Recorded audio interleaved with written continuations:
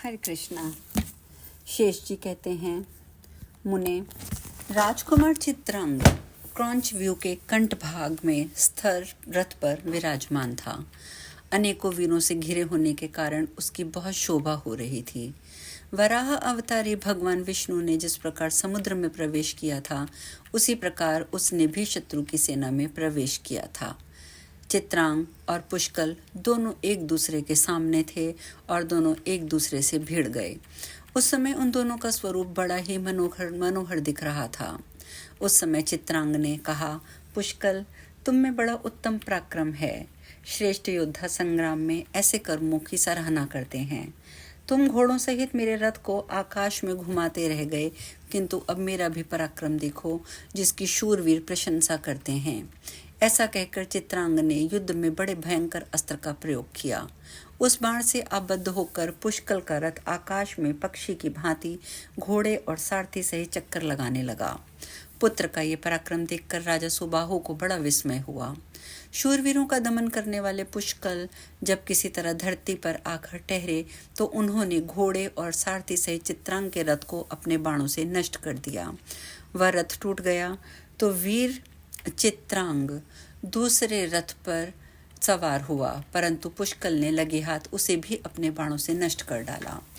इस प्रकार उस युद्ध के मैदान में वीर पुष्कल ने राजकुमार चित्रांग के 10 रथों को चौपट कर दिया।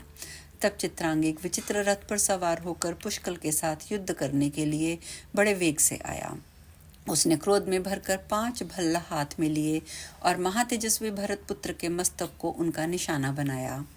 उन भल्लों की चोट खाकर पुष्कल क्रोध से जल उठे और धनुष पर बाण का संधान करके चित्रांग को मार डालने की प्रतिज्ञा करते हुए बोले, चित्रांग, यदि इस बाण से मैं तुम्हारे प्राण न ले लूं तो शील और सदाचार से शोभा पाने वाली सती नारी को कलंकित करने से यमराज के वश में पड़े हुए पापी मनुष्यों को जिस लोक की प्राप्ति होती है, वह मुझे भी मिले।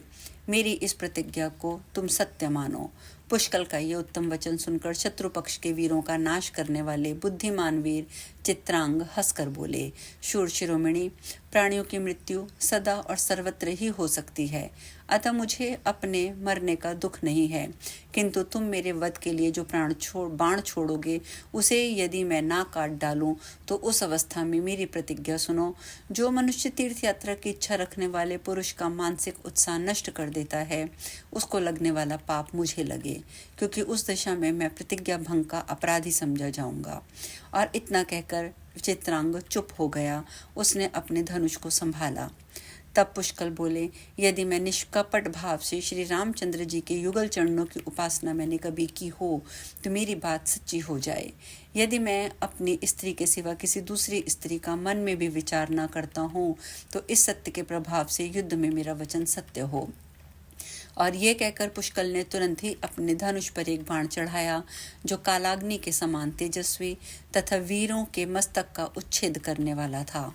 उस बाण को उन्होंने चित्रांग के ऊपर छोड़ दिया। वह बाण छूटता देख बलवान राजकुमार ने भी धनुष पर कालाग्नि के समान एक तीक्ष्ण बाण चलाया। उससे अपने वध के लिए आते हुए पुष्कल के बाण को काट डाला। उस समय बाण के कट जाने पर पुष्कल की सेना में भारी हाहाकार मचा। कटे हुए बाण का पिछला हिस्सा आधा भाग धरती पर गिर पड़ा, किंतु पूर्वाध भाग जिसमें बाण का फल नोक जुड़ा हुआ था आगे बढ़ा। उसने एक ही क्षण में कमल की नाल के समान चित्रांग का गला काट डाला। राजकुमार का सुंदर मस्तक किरीट और कुंडलों सहित पृथ्वी पर गिर पड़ा। आकाश से गिरे हुए चंद्रमा की भांति शोभा पाने लगा। भरत कुमार वीरवर पुष्कल ने राजकुमार चित्रांग को भूमि पर पड़ा देख उस क्रॉन्च व्यू के में प्रवेश किया, जो समस्त वीरों से सुशोभित था।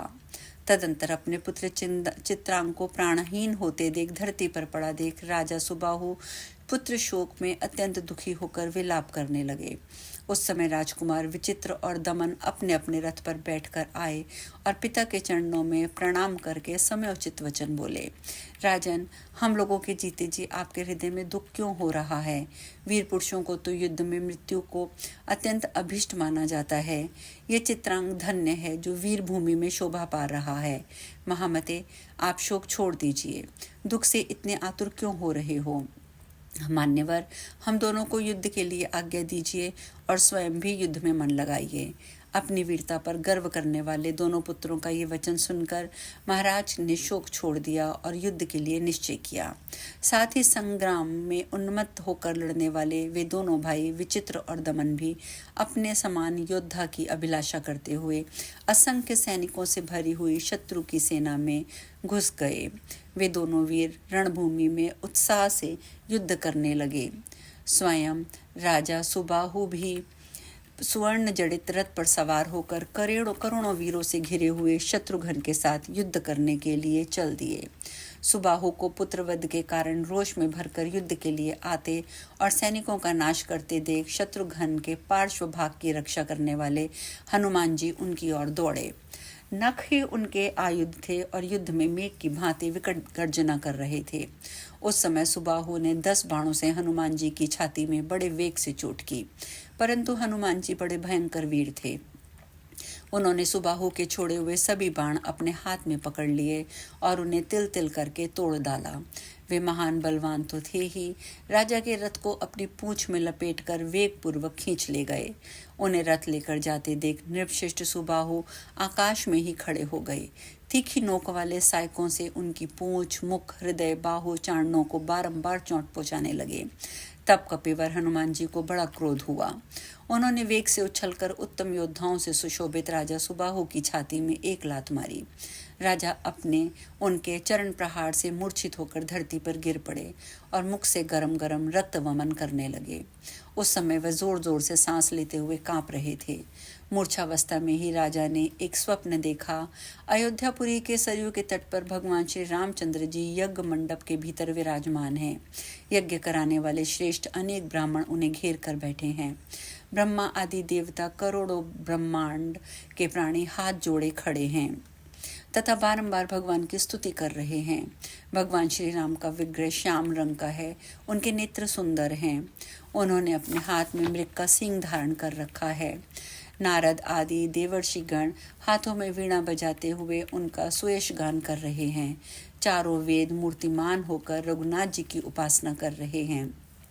संसार में जो कुछ भी सुंदर वस्तुएं हैं, उन सब के दाता पूर्ण ब्रह्म भगवान श्री राम ही हैं। इस प्रकार स्वप्न देखते देखते वे जाग उठे। उन्हें चेत आया। फिर तो वे शत्रुघ्न जी के चरणों की ओर पैदल ही चल पड़े। धर्मज्ञ महाराज ने युद्ध के लिए उद्यत हुए सुकेतु, विचित्र और दमन को बुलाकर लड़ने से रोका और कहा, अब शीघ्र ही युद्ध बंद कर दो दमन। ये बहुत बड़ा अन्याय हुआ जो तुमने भगवान श्री राम के तेजस्वी अश्व को पकड़ लिया। ये श्री रामचंद्र जी का कार्य और कारण से ही परे साक्षात परम ब्रह्म है। ये चराचर जगत के स्वामी हैं। मानव शरीर धारण करने पर भी वे वास्तव में मनुष्य नहीं हैं। इन्हें इस रूप में जान लेना ही ब्रह्म ज्ञान है। इस तत्व को मैं अभी समझ पाया हूँ। मेरे पापहीन पुत्रों, पूर्व काल में असंगिता मुनि के शाप के कारण मेरा ज्ञान रूपी धन नष्ट हो गया था। वह प्रसंग मैं सुना रहा हूँ, सुनो। प्राचीन काल की बात है। मैं तत्व ज्ञान प्राप्त करने की इच्छा से तीर्थ यात्रा के लिए निकला। उस यात्रा में मुझे अनेकों धर्मज्ञ ऋषि महर्षियों के दर्शन हुए। एक दिन ज्ञान प्राप्ति की इच्छा से मैं असंगिता मुनि की सेवा में गया। उस समय उन ब्रह्म ऋषि ने मेरे ऊपर कृपा करके इस प्रकार उपदेश देना आरंभ किया। वे जो अयोध्यापुरी के स्वामी महाराज श्री रामचंद्र जी हैं, उन्हीं का नाम पर ब्रह्म है तथा जो उनकी धर्मपत्नी जनक किशोरी भगवती सीता हैं, वे भगवान की साक्षात चिंतमय शक्ति मानी गई हैं। दुस्तर एवं अपार संसार सागर से पार जाने की इच्छा रखने वाले योगी जन यम नियम आदि साधनों के द्वारा साक्षात श्री रघुनाथ जी की उपासना करते हैं। वे ही ध्वजा में गरुड़ का चिन्ह धारण करने वाले भगवान नारायण हैं। स्मरण करने मात्र से ही वे बड़े बड़े पापों को हर लेते हैं। जो विद्वान उनकी उपासना करेगा वह इस संसार समुद्र से तर जाएगा। मुनि की बात सुनकर मैंने उनका उपहास करते हुए कहा, राम कौन बड़े शक्तिशाली हैं, वे तो एक साधारण मनुष्य हैं। इस प्रकार हर्ष और शोक में डूबी हुई ये जानकी देवी भी क्या चीज हैं। जो अजन्मा है उसका जन्म कैसा, जो अकर्ता है उसके लिए संसार में आने का प्रयोजन क्या। मुने, मुझे आप उस तत्व का उपदेश दीजिए जो जन्म, दुख और जरावस्था से परे हो। मेरे ऐसा कहने पर विद्वान मुनीश्वर ने मुझे श्राप दे दिया। वे बोले, वे बोले, ओ नीच, तू श्री रघुनाथ जी के स्वरूप को नहीं जानता, तो भी मेरे कथन का प्रतिवाद कर रहा है। इन भगवान श्री रामचंद्र जी की निंदा करता है और ये साधारण मनुष्य हैं, ऐसा कहकर उनका उपहास कर रहा है। इसलिए तू तत्व ज्ञान के शून्य से होकर केवल पेट पालने में लगा रहेगा। यह सुनकर मैंने महर्षि के चरण पकड़ लिए, अपने प्रति उनके हृदय में दया का संचार किया।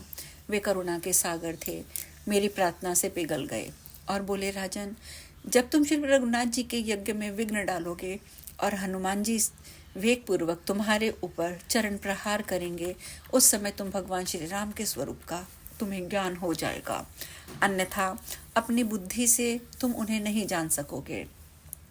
मुनिवर असितांके ने पहले ही जो बात बताई थी उसका उस समय मुझे प्रत्यक्ष अनुभव हो रहा है। अतः अब मेरे महाबली सैनिक रघुनाथ जी के शोभायमान अश्वों को ले आवें।